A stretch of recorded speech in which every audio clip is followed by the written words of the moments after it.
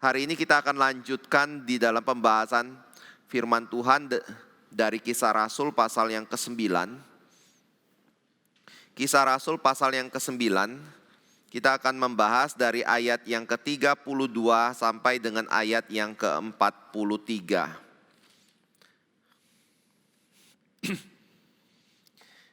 Kisah Rasul pasal 9 ayat 32 sampai ayat yang ke-43. Saya akan membacakan bagi kita semua. Petrus menyembuhkan Eneas dan membangkitkan Dorkas. Pada waktu itu Petrus berjalan keliling mengadakan kunjungan kemana-mana. Dalam perjalanan itu ia singgah juga kepada orang-orang kudus yang di Lida. Di situ didapatinya seorang bernama Eneas yang telah 8 tahun terbaring di tempat tidur karena lumpuh. Kata Petrus kepadanya, Eneas, Yesus Kristus menyembuhkan engkau. Bangunlah dan bereskanlah tempat tidurmu. Seketika itu juga bangunlah orang itu. Semua penduduk Lida dan Saron melihat dia. Lalu mereka berbalik kepada Tuhan. Di Yope ada seorang murid perempuan bernama Tabita. Dalam bahasa Yunani, Dorkas. Perempuan itu banyak sekali berbuat baik dan memberi sedekah. Tetapi pada waktu itu ia sakit lalu meninggal.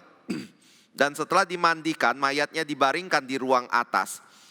Lida dekat dengan Yope. Ketika murid-murid mendengar bahwa Petrus ada di Lida, mereka menyuruh 2 orang kepadanya dengan permintaan, segeralah datang ke tempat kami. Maka berkemaslah Petrus dan berangkat bersama-sama dengan mereka. Setelah sampai di sana, ia dibawa ke ruang atas dan semua janda datang berdiri dekatnya. Dan sambil menangis mereka menunjukkan kepadanya semua baju dan pakaian yang dibuat Dorkas waktu ia masih hidup. Tetapi Petrus menyuruh mereka semua keluar, lalu ia berlutut dan berdoa. Kemudian ia berpaling kepada mayat itu dan berkata, Tabita, bangkitlah.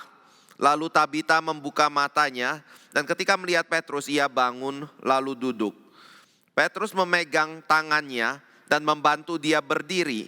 Kemudian ia memanggil orang-orang kudus beserta janda-janda lalu menunjukkan kepada mereka bahwa perempuan itu hidup. Peristiwa itu tersiar di seluruh Yope dan banyak orang menjadi percaya kepada Tuhan. Kemudian daripada itu Petrus tinggal beberapa hari di Yope di rumah seorang yang bernama Simon, seorang penyamak kulit. Mari kita berdoa. Kami kembali berdoa bersyukur Bapa untuk pagi ini. Kiranya Engkau boleh di dalam kasih-Mu memimpin kami di dalam pemberitaan firman. Karuniakan sekali lagi Bapa pengertian, karuniakan sekali lagi kelembutan hati untuk dapat melihat kepada kebenaran dan menerima kebenaran firman dalam kehidupan kami. Pakai juga hamba-Mu sekali lagi di dalam menyuarakan kebenaran-Mu di tengah-tengah kami pada pagi hari ini. Dalam nama Tuhan Yesus yaitu Tuhan dan Juru Selamat kami yang hidup, kami telah berdoa. Amin.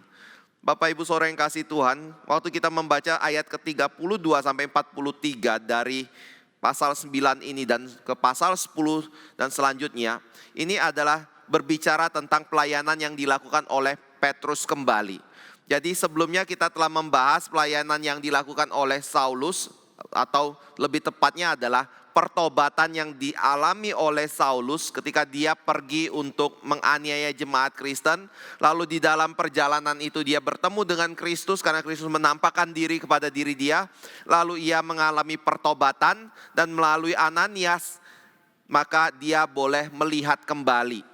Nah pada waktu ia telah melihat kembali, Alkitab mencatat bahwa dia tidak ada waktu senggang sama sekali atau waktu santai di sana. Tetapi dia menerjunkan dirinya secara langsung untuk memberitakan mengenai Kristus dan Injil Yesus Kristus.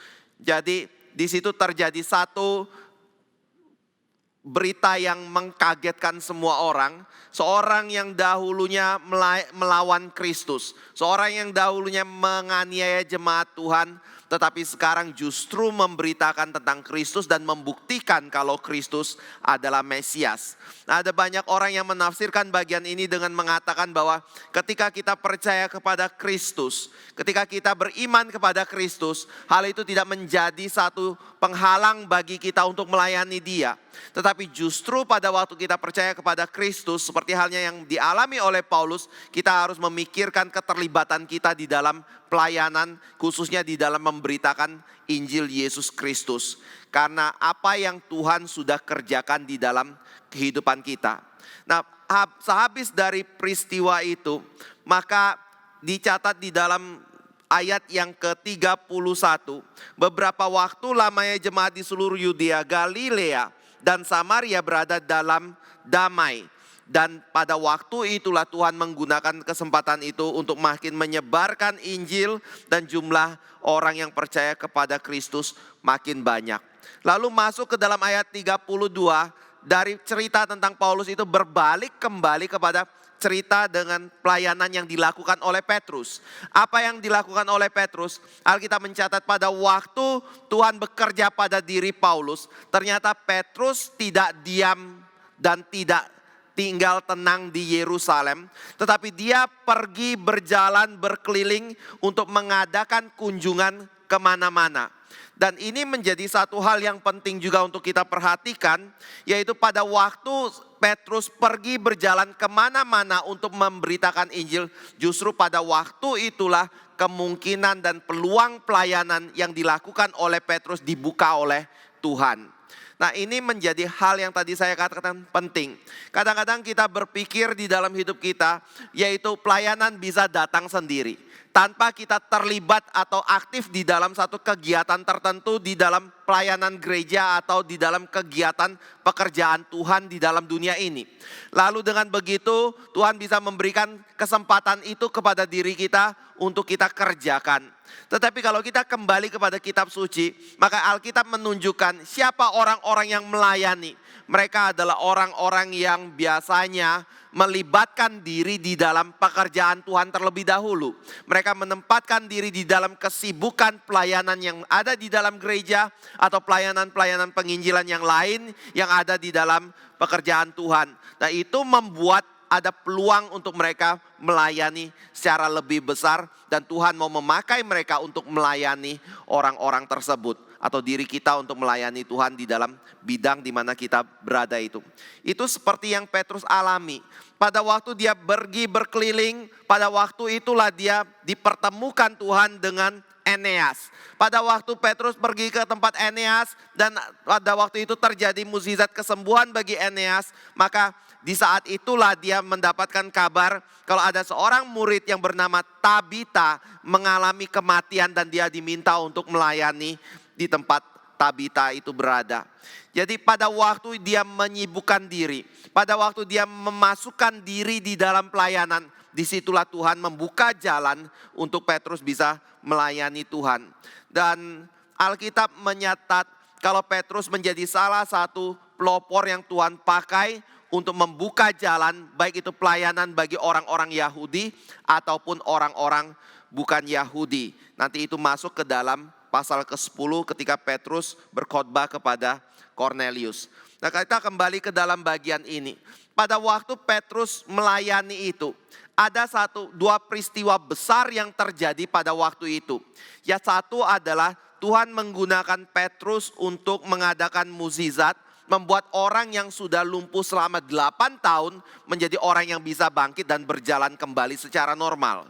Lalu yang kedua adalah Tuhan menggunakan Petrus sebagai alatnya untuk membangkitkan Dorcas atau Tabita yang mengalami kematian pada waktu itu.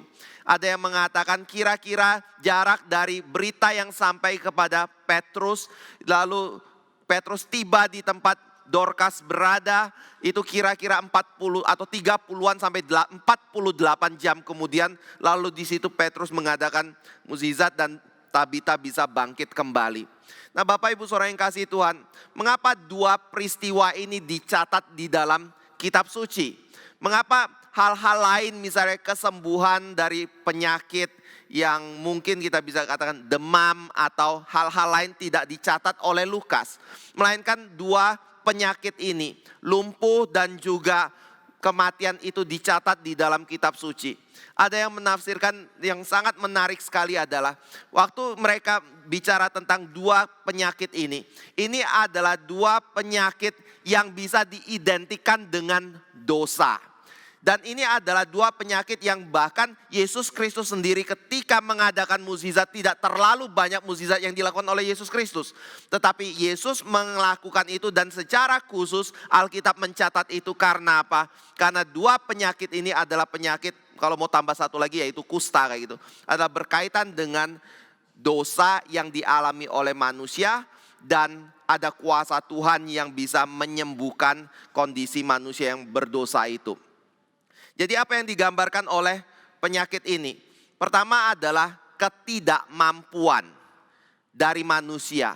Yang kedua adalah kematian rohani yang dialami oleh manusia yang berdosa. Ketidakmampuan digambarkan oleh seorang yang lumpuh selama 8 tahun, yang tidak memiliki kemampuan sama sekali untuk bisa bangkit berdiri dari kekuatan dirinya sendiri untuk berjalan.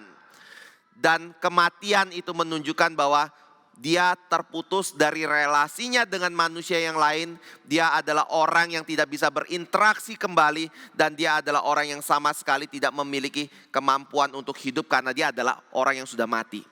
Nah, begitu juga dengan dosa. Alkitab mengajarkan bahwa pada waktu seseorang itu jatuh dalam dosa, pada waktu itu dia mengalami dua hal dalam kehidupan dia. Pertama adalah dia mengalami kematian rohani. Kematian rohani itu berarti dia adalah seorang yang tidak lagi bisa berinteraksi dengan Tuhan. Dia adalah seorang yang tidak menginginkan Tuhan dalam hidup dia.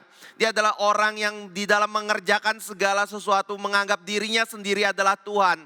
Tetapi di dalam aspek kedua adalah dia bukan hanya menolak Tuhan dan tidak menginginkan Tuhan. Tetapi dia juga adalah orang yang tidak memiliki kemampuan secara moral untuk hidup berkenan di hadapan Tuhan di dalam kehidupan dia.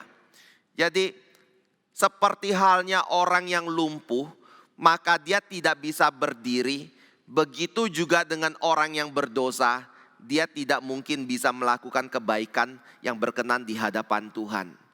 Seperti halnya orang yang mati, yang tidak bisa hidup dan berinteraksi dengan sesamanya manusia, begitu juga dengan orang yang mati secara rohani, tidak mungkin bisa berinteraksi dengan Tuhan dan menginginkan Tuhan di dalam kehidupan mereka. Jadi ini adalah satu gambaran yang penting sekali yang membuat mengapa Lukas secara langsung mencatat peristiwa ini supaya kita menyadari bahwa ketika Tuhan mengadakan mukjizat untuk menyembuhkan seseorang, tujuan mukjizat diadakan itu bukan hanya semata-mata untuk mukjizat itu sendiri atau untuk kesembuhan itu sendiri. Tetapi Alkitab mencatat mukjizat yang dilakukan oleh Tuhan itu adalah sebuah tanda. Tanda untuk merujuk kepada satu peristiwa yang ada di balik dari mukjizat itu. Tanda untuk merujuk kepada satu peristiwa yang ada di balik penyakit yang dialami oleh manusia yang disembuhkan itu. Nah, saudara bisa melihat ini di dalam catatan Injil Yohanes secara khusus. Setiap mukjizat yang dilakukan oleh Kristus itu dikaitkan dengan satu kata, yaitu tanda itu. Jadi seperti kalau kita berjalan di tengah jalan, sedang nyetir kendaraan, atau kita sedang jalan di mall, lalu kita ingin mencari toilet di dalam mall itu di mana, atau kita ingin menuju ke satu tempat tertentu ketika kita berkendaraan, maka hal yang kita lakukan adalah melihat pelang yang ada, tanda toilet, arah petunjuk itu, arah kota yang kita tuju, itu adalah tandanya. Dan pada waktu kita melihat tanda itu, kita bukan pergi ke tanda itu, lalu kita berhenti di situ, lalu kita merasa tujuan saya sudah tercapai. Itu bukan fungsi dari tanda itu. Tetapi tanda itu menolong kita mengarahkan kepada tempat di mana kita ingin pergi dan menunjukkan perjalanan kita. Begitu juga dengan apa yang dialami oleh para orang yang sakit ini. Begitu juga apa yang dilihat oleh orang-orang yang melihat Tuhan atau Petrus mengadakan kesembuhan pada waktu pelayanan mereka. Yaitu pada waktu mereka disembuhkan dari lumpuh, pada waktu mereka dibangkitkan dari kematian, tujuannya bukan untuk membawa orang kepada kuasa Petrus, kekuatan Petrus, atau kehebatan Petrus. Bukan melihat pada kesembuhan itu sendiri sebagai satu tujuan di dalam pelayanan yang dikerjakan. Sehingga saya juga menginginkan kesembuhan itu. Tetapi untuk membawa kita kepada Kristus Yesus. Karena di situ dinyatakan melalui kesembuhan itu Kristus memiliki kuasa untuk mengampuni dosa. Melalui kebangkitan itu Kristus memiliki kuasa untuk memberikan hidup yang kekal kepada orang yang percaya kepada dirinya. Jadi pada waktu kita melihat kepada perikop ini, kenapa Lukas mencatat hal ini? Karena di balik dari peristiwa mukjizat yang dikerjakan ada tujuan yang Tuhan ingin capai melalui peristiwa itu, yaitu membawa orang untuk mengenal kepada Kristus. Jadi kalau kita melihat mengenai hal ini, prinsip pertama di dalam pelayanan adalah kita harus melibatkan diri kita masuk di dalam segala kemungkinan pelayanan. Dan pada waktu kita melibatkan diri kita, di situ peluang-peluang demi untuk pelayanan itu dibukakan bagi diri kita. Dan Tuhan akan memakai kita untuk pelayanan tertentu di dalam kehidupan kita. Yang kedua adalah pada waktu kita melayani Tuhan, hal yang paling utama di dalam pelayanan kita adalah bukan membawa orang kepada diri kita, tetapi justru membawa orang kepada Kristus. Itu menjadi hal yang penting sekali. Dan seringkali hal ini menjadi satu hal yang bias di dalam pelayanan. Kadang-kadang kita melihat orang melayani secara aktif. Kadang-kadang di dalam pelayanan yang aktif itu kita berpikir bahwa dia adalah orang yang sungguh-sungguh melayani Tuhan dan memperuntukkan pekerjaan pelayanannya untuk Tuhan. Dan apakah hal itu benar? Saya tidak berusaha untuk menghakimi seseorang untuk membicarakan apa yang menjadi motif orang itu. Tetapi saudara bisa menguji sendiri apa yang menjadi motif kita di dalam melayani. Apakah kita menunjukkan diri kita kepada Tuhan dan bersembunyi di balik kebenaran firman yang mungkin kita beritakan kepada orang tersebut atau tidak. Tetapi ada satu hal yang kita perlu lihat, yang Tuhan seringkali masukkan ke dalam gereja, ke dalam konteks kehidupan orang Kristen yang melayani, yaitu ujian. Pada waktu kita melayani, kadang-kadang Tuhan menaruh satu bara di dalam relasi yang ada, atau satu masalah di dalam relasi yang ada. Tujuannya untuk apa? Saya percaya sekali kalau kita kembali kepada prinsip kitab suci ini adalah tujuannya untuk menguji motivasi kita di dalam pelayanan. Apakah kita melayani untuk meninggikan Kristus ataukah kita melayani untuk meninggikan diri kita sendiri? Yang benar adalah kita harus meninggikan Kristus. Dan kapan hal itu bisa terlihat? Pada waktu apa yang menjadi keinginan kita, tujuan kita, prinsip kita tidak tercapai. Disitulah kita mulai menguji kembali.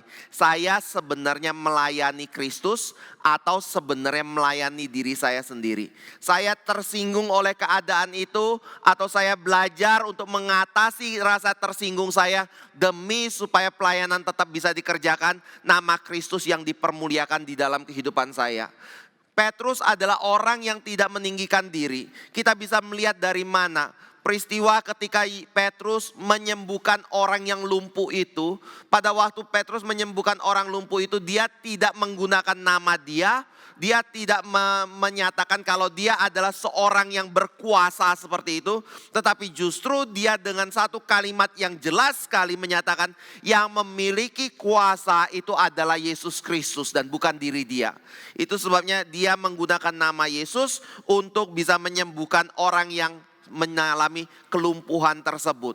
Yang kedua adalah Dorcas yang mati. Pada waktu Petrus dibawa ke hadapan Dorcas itu, dia dipertunjukkan dengan segala sesuatu kebaikan yang dilakukan oleh Dorcas.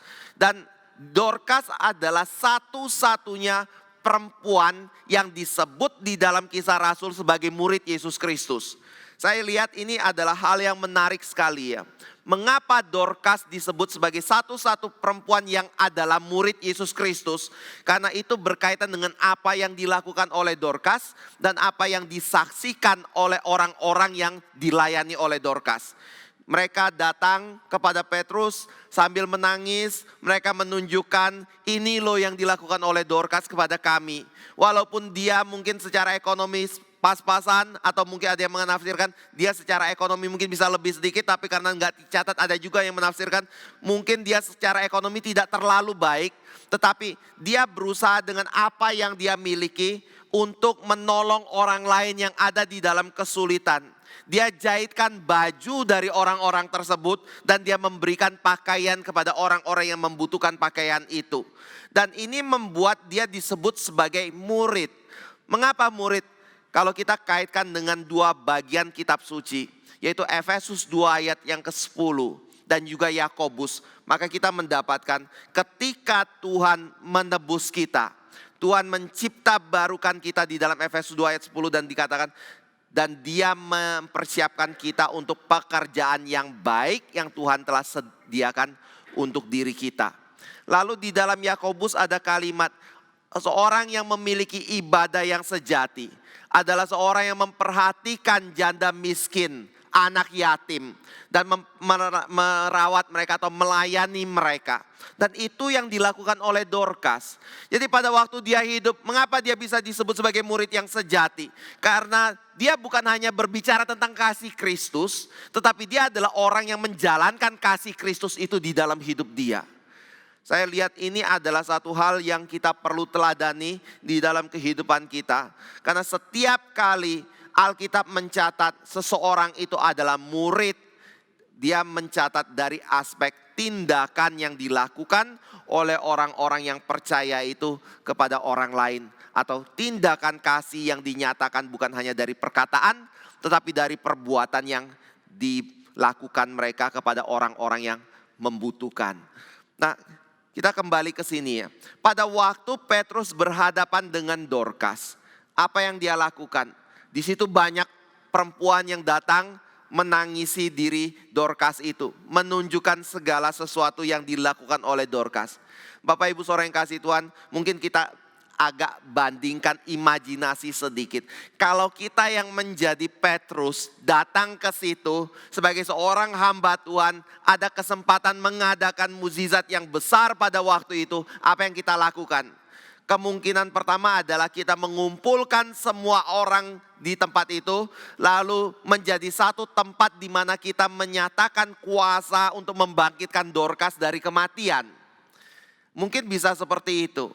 Tetapi apa yang dilakukan oleh Petrus sungguh bertolak belakang sekali. Pada waktu banyak janda datang memperlihatkan kebaikan Dorcas, menangisi kematian Dorcas, Petrus mengusir mereka semua pergi dari hadapannya, dari ruang di mana Dorcas dibaringkan tersebut, dan dia sendiri masuk ke dalam ruangan, lalu di situ dia berlutut di hadapan Tuhan Yesus, lalu berdoa. Tujuannya untuk apa? Saya percaya bukan untuk menyatakan kalau diri dia memiliki kuasa, tetapi dia mencari kehendak Tuhan, apakah yang Tuhan ingin kerjakan melalui Dorcas yang mati ini.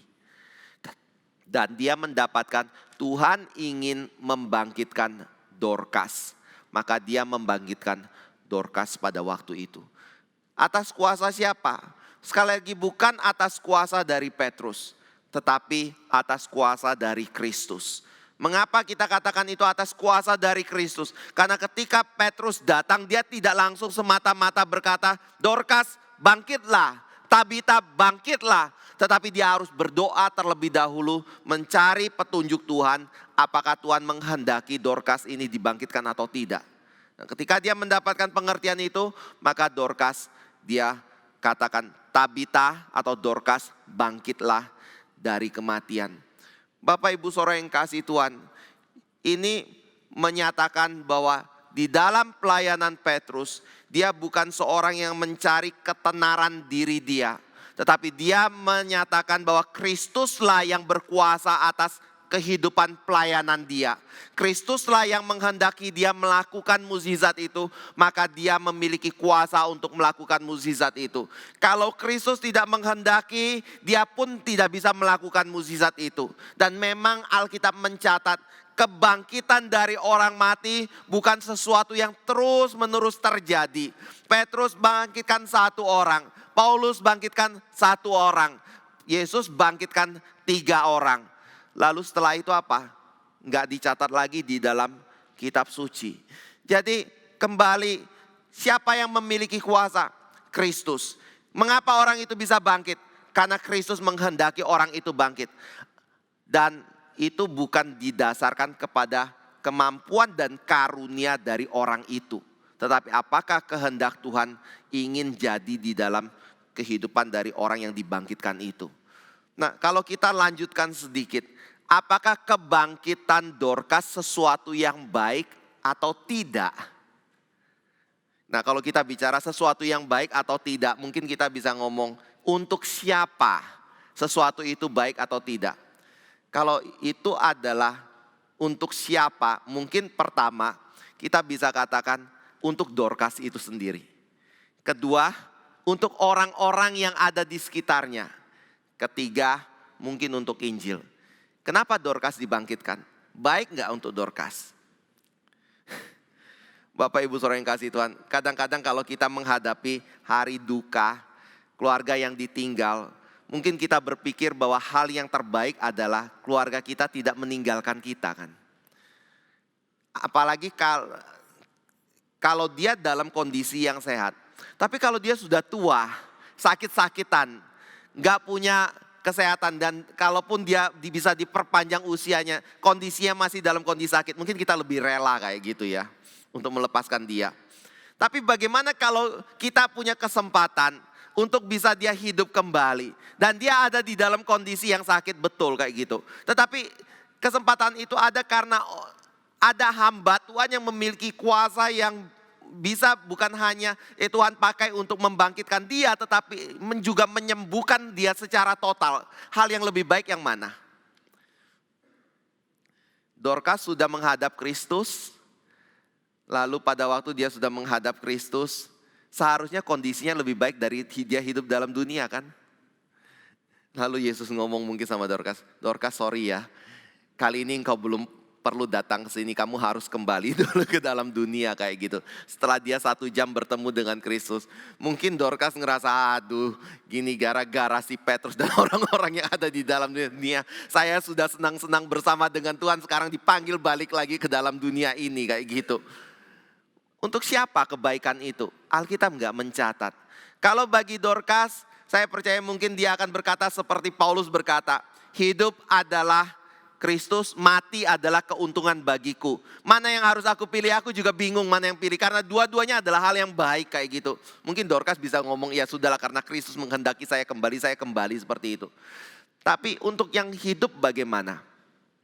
Bapak Ibu Saudara yang kasih Tuhan, untuk yang hidup mungkin kita bisa berpikir, wah kalau Dorcas itu bangkit, maka hidupanku bisa terpelihara. Betul nggak? Itu baik atau nggak baik? Baik atau nggak baik?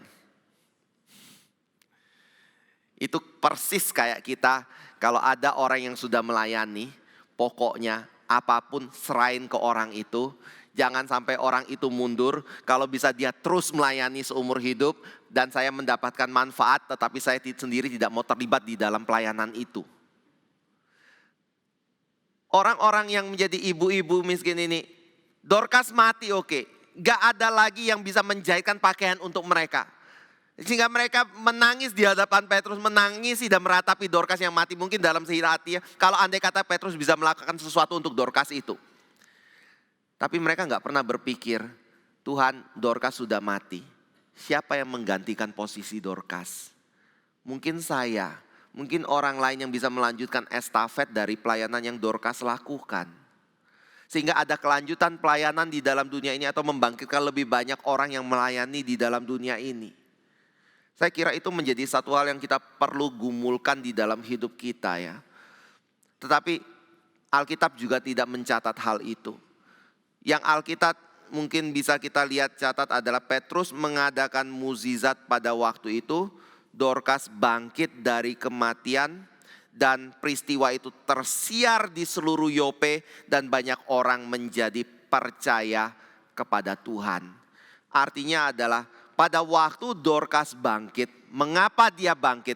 Karena di situ ada rencana Tuhan untuk memakai Dorcas dan kebangkitannya menjadi satu berita untuk menyebarkan Injil ke seluruh dunia dan banyak orang yang menjadi percaya melalui pemberitaan itu. Jadi ini yang saya katakan sebagai tanda tadi. Mengapa Dorcas dibangkitkan dari kematian? Menjadi tanda untuk membawa orang kepada kuasa Kristus yang menebus dosa dan memberikan kehidupan yang kekal bagi orang-orang yang mati secara rohani diakibatkan karena dosa yang mereka miliki dalam hidup mereka. Jadi Bapak Ibu Saudara yang kasih Tuhan, pada waktu Petrus melayani, siapa yang ditinggikan? Dia hanya meninggikan Kristus. Dia mementingkan apa yang menjadi berita Injil harus dikabarkan dan disebarkan secara luas. Bukan diri dia yang harus tampil di depan untuk disaksikan oleh orang-orang sebagai orang yang hebat. Alkitab mencatat ada peristiwa-peristiwa di mana Petrus bahkan menolak sembahan orang. Dan Paulus juga menolak sembahan orang. Dan mereka sama sekali tidak mau menerima karena mereka mengakui kalau mereka hanya seorang manusia saja. Dan bukan Tuhan yang, dan bahkan bukan orang penting yang diberikan satu kuasa atau kehormatan untuk orang datang dan sujud menyembah kepada diri mereka. Itu yang kedua, Kristus yang ditinggikan dan diutamakan. Yang ketiga, ini sedikit berkaitan dengan poin yang pertama. Kalau poin pertama berbicara tentang keterlibatan yang dilakukan oleh Petrus di dalam pelayanan yang ada. Yang ketiga adalah berbicara mengenai yang tadi Pak Pinghok juga ungkapkan. Penyediaan waktu kita di dalam pelayanan. Itu menjadi hal yang penting. Karena apa? Karena ada yang mengatakan satu-satunya hal yang membuat Tuhan bisa menggunakan kita di dalam pelayanan itu adalah ketika kita mau menyediakan waktu melayani Tuhan. Saudara, kita bisa percaya kepada Kristus. Kita bisa menjadi orang yang aktif beribadah kepada Kristus. Semua kegiatan kita hadiri seperti itu. Tapi kalau kita tidak pernah membuka peluang untuk Tuhan memakai kita untuk mengerjakan sesuatu pekerjaan pelayanan dalam hidup kita, maka kita nggak akan pernah dipakai oleh Tuhan untuk melayani. Biasanya kalau kita dikasih kesempatan selalu ngomong kayak gini kan. Kadang-kadang umumnya orang ngomong, oh iya ya, saya ingin sekali melayani Tuhan. Tetapi maaf ya, saya belum ada waktu, belum ada kesempatan. Karena apa? Saya masih ada kebentur dengan pekerjaan ini, kuliah ini, tugas ini dan itu dalam hidup saya. Sehingga apa yang kita lakukan? Ya enggak ada. Yang ada adalah kalimat yang ngomong saya ingin melayani. Tetapi selalu ngomong enggak bisa. Tetapi enggak bisa. Akibatnya enggak ada sesuatu pun yang kita kerjakan. Itu sebabnya ada khotbah yang mengatakan satu-satunya yang berharga dalam hidup kita, yang membuat diri kita bisa dipakai oleh Tuhan, itu adalah kesiapsediaan kita untuk memberikan waktu kita bagi Tuhan untuk Tuhan gunakan melayani Dia. Kalau kita tidak pernah mau memberikan waktu itu dan menyediakan waktu itu bagi Tuhan, maka tidak mungkin Tuhan menggunakan kita. Karena kita tidak mau memberikan waktu itu bagi diri Dia. Tadi Pak Pinghok berkata, ini adalah kesempatan yang tidak berulang juga. Saya percaya itu adalah kalimat yang sangat benar sekali. Karena Alkitab mengatakan bahwa pada waktu kita hidup, ada penciptaan, ada penghakiman. Itu berarti di dalam kehidupan Kristen dan kehidupan sejarah dunia ini, waktu kita adalah waktu yang linier. Waktu kita adalah waktu yang dimulai dari satu titik permulaan, diakhiri dengan satu titik omega atau alfa dan omega. Kita tidak berjalan di dalam waktu yang sirkular, seolah-olah kesempatan itu terus datang dan berulang kembali dalam kehidupan kita. Tetapi Alkitab mencatat bahwa peristiwa yang terjadi dalam hidup kita itu adalah peristiwa yang terjadi hanya satu kali di dalam hidup kita. Dan walaupun kelihatannya mungkin kita mengalami peristiwa-peristiwa lain yang serupa dengan peristiwa itu, tetapi waktunya sudah berbeda. Kesempatannya sudah berbeda. Yang pertama, kita tidak mungkin balik lagi ke situ. Yang sekarang mungkin Tuhan izinkan adalah kesempatan yang berikutnya. Sekarang pada waktu kita menghadapi kesempatan itu, kita mau ambil atau tidak. Kalau kita kembali tidak ambil, kesempatan itu pun berlalu seperti kesempatan yang pertama. Dan kita tidak mungkin ada kesempatan ketiga untuk kembali kepada kesempatan itu yang sebelumnya kita lewatkan. Nah, kalau ada kesempatan ketiga datang, walaupun mirip seperti yang ke-1 dan ke-2, tetapi itu adalah momen yang berbeda dengan 1 dan 2. Kalau kita tidak ambil lagi, kita sudah kehilangan ketiga kesempatan. Kalau kita ambil, itu bukan berarti kita mengembalikan kesempatan pertama dan kedua dalam hidup kita. Tetap berlalu, Bapak Ibu Saudara yang kasih Tuhan. Itu namanya linear.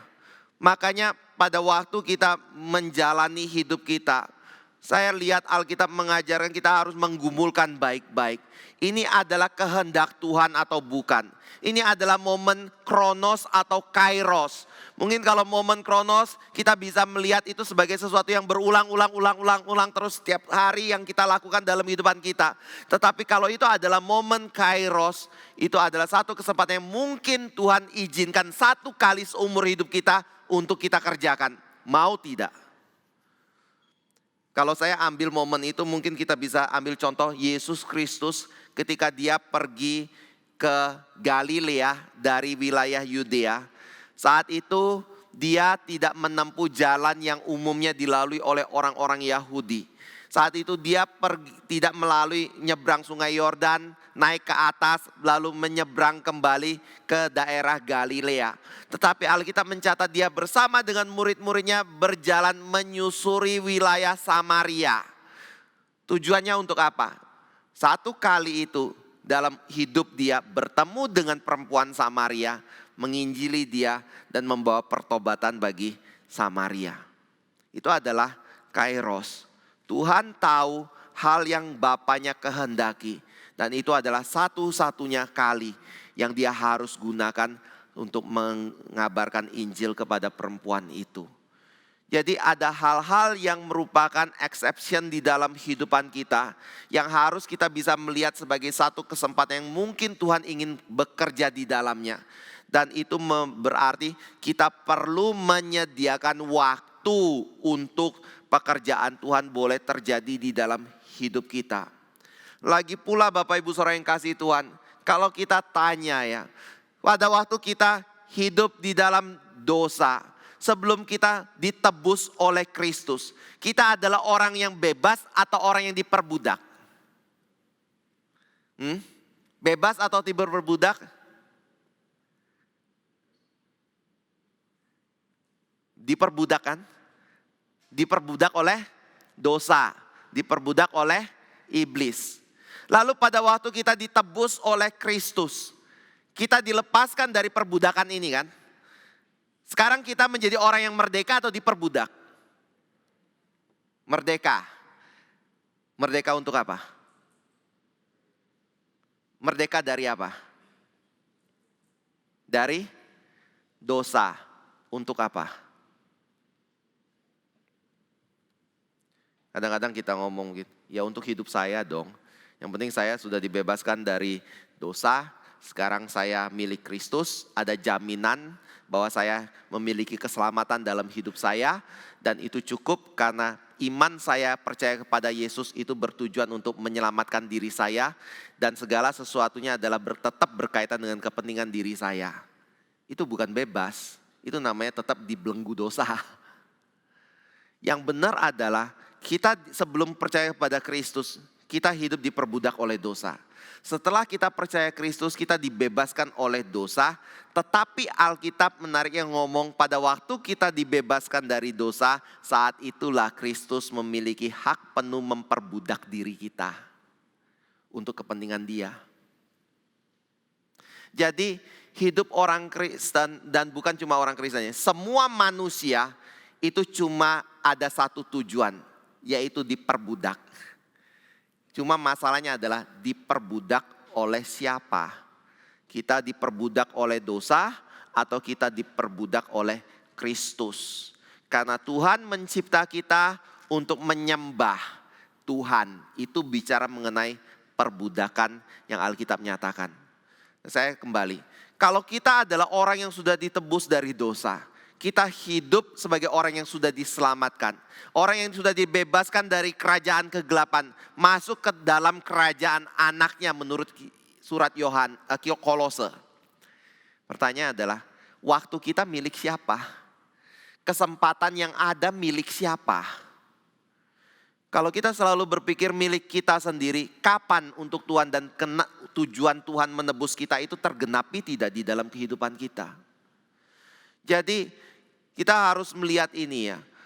Alkitab begitu banyak memberikan kepada kita nasihat, pengertian. Kalau Yesus sudah menebus kita, hidup kita milik Dia. Waktu kita milik Dia. Kesempatan-kesempatan yang ada di dalam kehidupan itu adalah satu kesempatan yang harus kita pikirkan, bukan hanya untuk hal yang sementara, tapi hal yang kekal di dalam kehidupan kita. Hal yang berkaitan dengan hal-hal yang ada di atas itu, yaitu berkaitan dengan kepentingan Tuhan dalam hidup kita. Dan itu membuat hidup kita menjadi hidup yang berarti.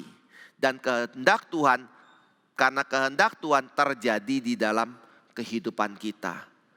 Bapak Ibu Saudara yang kasih Tuhan, tetapi karena manusia punya kehendak bebas, Tuhan tetap mengizinkan kita untuk mau menyediakan waktu bagi Dia atau tidak. Kalau kita tidak mau memberikan waktu kita, Tuhan pun tidak akan memaksa kita. Dan Tuhan bisa membangkitkan orang lain untuk melayani Dia. Dan kita kehilangan kesempatan itu. Ini adalah satu kebenaran yang dikatakan oleh Mordekai kepada Esther.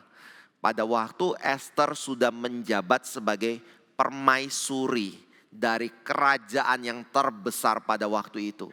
Dan pada waktu dia sudah menjabat sebagai seorang permaisuri, Mordekai mendapatkan satu berita bahwa Haman akan membasmi semua orang Yahudi yang ada di bawah kekuasaan dari Ahasiweros itu. Dan pada waktu itu Mordekai nggak bisa tidur, lalu dia berusaha mencari Esther yang sudah menjadi permaisuri. Lalu Mordekai bilang, kamu tahu tidak bahwa rakyat kita, bangsa kita akan dimusnahkan oleh si Haman ini. Karena itu kamu coba pergi menghadap kepada raja. Beritahu raja, cari jalan keluar supaya bangsa kita tidak dimusnahkan.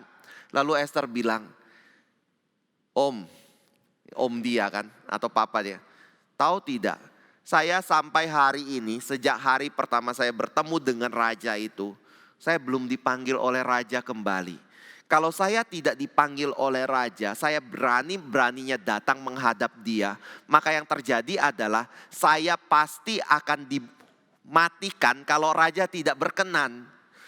Kecuali kalau raja mengulurkan tongkatnya yang menyatakan dia memperkenan saya, maka saya bisa hidup dan saya bisa berbicara dengan raja itu.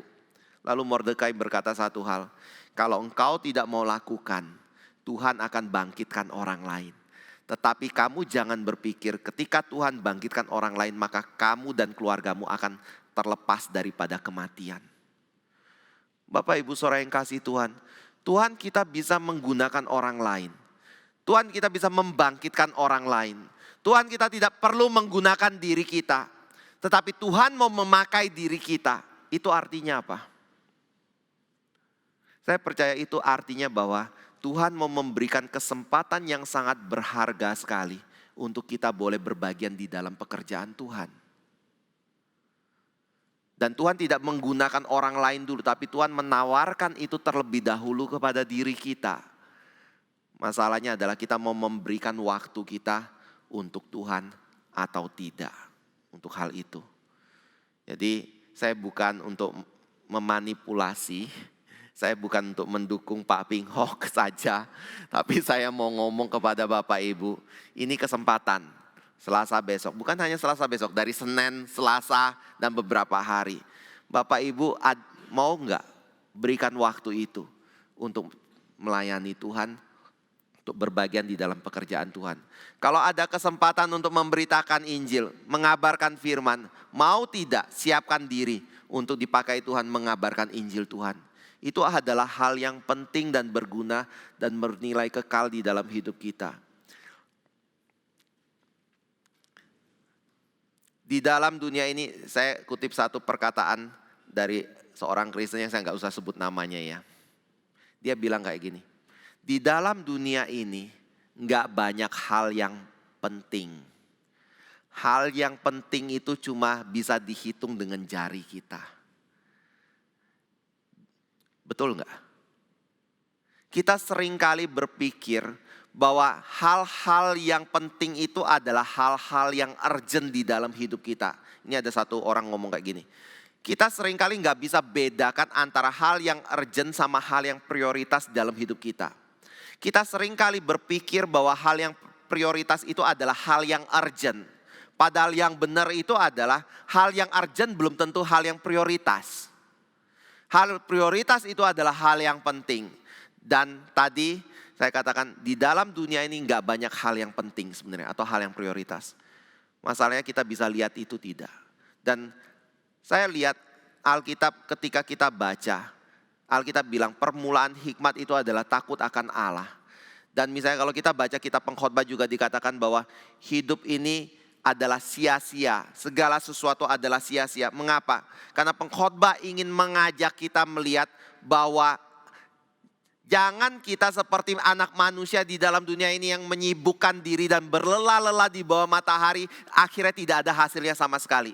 Tapi kita harus bisa melihat ada sesuatu yang menjadi rencana kekal Tuhan di dalam kesibukan manusia yang sepertinya adalah hal yang sia-sia itu. Supaya kita tidak hidup secara sia-sia, tapi kita memiliki nilai kekal dan memiliki nilai yang penting, yang berharga itu dalam kehidupan kita. Dan hal itu bisa didapat dari mana? Didapat dari takut akan Tuhan. Dan takut akan Tuhan dari mana? Dari membaca kitab suci dan mengenal Tuhan. Maksudnya adalah Tuhan sudah memberi berbagai contoh hidup dari orang-orang yang berhikmat bagi kita.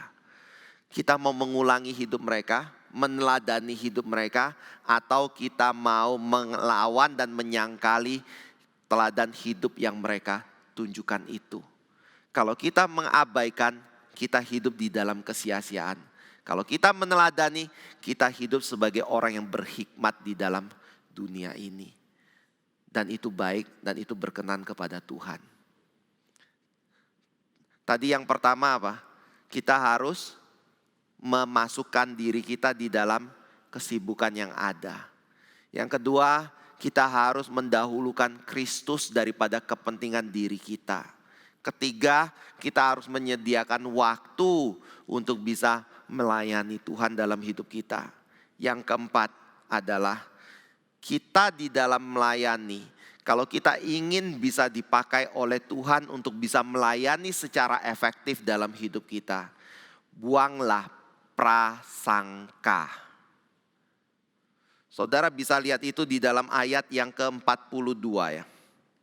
Dan 43. Peristiwa itu tersiar di seluruh Yope dan banyak orang menjadi percaya kepada Tuhan. 43. Kemudian daripada itu Petrus tinggal beberapa hari di Yope, di rumah seorang yang bernama Simon, seorang penyamak kulit. Nah, mengapa prasangka itu dikaitkan dengan tinggal di rumah seorang penyamak kulit yang bernama Simon? Karena di dalam budaya orang Yahudi dan di dalam hukum dari orang Yahudi, orang yang berkaitan dengan kulit itu adalah orang yang berkaitan dengan kematian. Darah binatang, sesuatu yang bagi orang-orang Yahudi adalah sesuatu yang najis atau sesuatu yang menjijikan. Dan itu sebabnya mereka biasanya tidak mau bergaul dengan orang-orang yang bergaul dengan darah itu atau dengan kematian tersebut. Jadi pada waktu Petrus tinggal di sana, di rumah dari Simon penyamak kulit, itu bisa terjadi karena dia mengabaikan atau dia tidak melihat bahwa tinggalnya di sana itu membuat dirinya haram dan dia tidak boleh bergaul dengan orang-orang seperti itu. Tetapi Petrus tetap tinggal dan bahkan mungkin makan bersama dengan Simon si penyamak kulit itu. Dan kalau saudara baca di dalam Korintus pasal 10, saudara juga bisa melihat ada satu prasangka yang tetap tidak bisa lepas dari Petrus. Nanti kita akan bahas itu lebih lanjut. Tapi prasangka itu adalah Petrus awal berkata kepada Cornelius, kamu tahu tidak bahwa orang-orang Yahudi tidak diperkenan oleh Tuhan untuk masuk ke rumah orang bukan Yahudi. Tetapi karena Tuhan berkata tidak ada yang haram dari binatang-binatang yang haram itu, saya baru mengerti bahwa itu berbicara tentang saya tidak boleh menganggap orang-orang bukan Yahudi sebagai orang yang haram, sehingga tidak bergaul dengan diri mereka. Jadi demi Petrus bisa melayani Cornelius, maka dia harus membuang prasangka tentang orang bukan Yahudi. Demi kita bisa melayani orang-orang di dalam dunia ini, kita harus membuang segala prasangka kita terhadap orang itu. Mungkin tatonya, mungkin kehidupannya, keluarganya, karakternya, atau kebangsaan dia. Itu semua tidak boleh menjadi satu penghalang bagi kita untuk mengabarkan Injil kepada mereka dan melayani mereka. Karena kalau kita menggunakan itu, apalagi kita kemudian berpikir bahwa ada bangsa yang sebenarnya dipersiapkan Tuhan untuk menjadi budak dari warna kulitnya. Itu membuat kita pasti nggak mungkin bisa melayani mereka.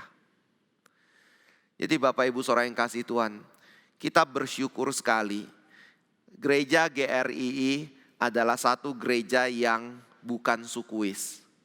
Gereja GRII adalah satu gereja yang banyak suku bisa hadir di tempat ini dan berbakti kepada Tuhan. Dan Pendeta Stephen Tong sendiri mendidik kita, ketika kita melayani, kita tidak boleh melihat suku. Ketika kita melibatkan orang di dalam pelayanan, kita tidak boleh dasarkan itu di dalam suku yang mereka miliki. Tapi kita harus melihat berdasarkan kerohanian, kelahiran baru, cinta Tuhan, dan karunia yang orang itu miliki. Dan saya percaya dengan begitu kita baru bisa melayani Tuhan dengan benar, dengan baik. Dan itu juga menjadi sesuatu gaya hidup yang seharusnya kita terapkan dalam hidup kita. Kalau saudara ada rasa gak suka dengan suku tertentu, gak suka dengan orang tertentu karena mungkin gayanya, penampilannya tertentu, saudara harus buang itu jauh-jauh. Karena dengan tidak membuang itu kita gak mungkin bisa melayani dia dan mengabarkan Injil kepada mereka. Jadi ini adalah 4 hal yang kita boleh gumulkan, renungkan, dan kita belajar terapkan di dalam kehidupan kita sebagai orang yang percaya kepada Kristus ya. Mari kita masuk dalam doa. Kami kembali berdoa bersyukur Bapa, karena kami adalah orang-orang yang telah mendapatkan kasih karunia dari Engkau.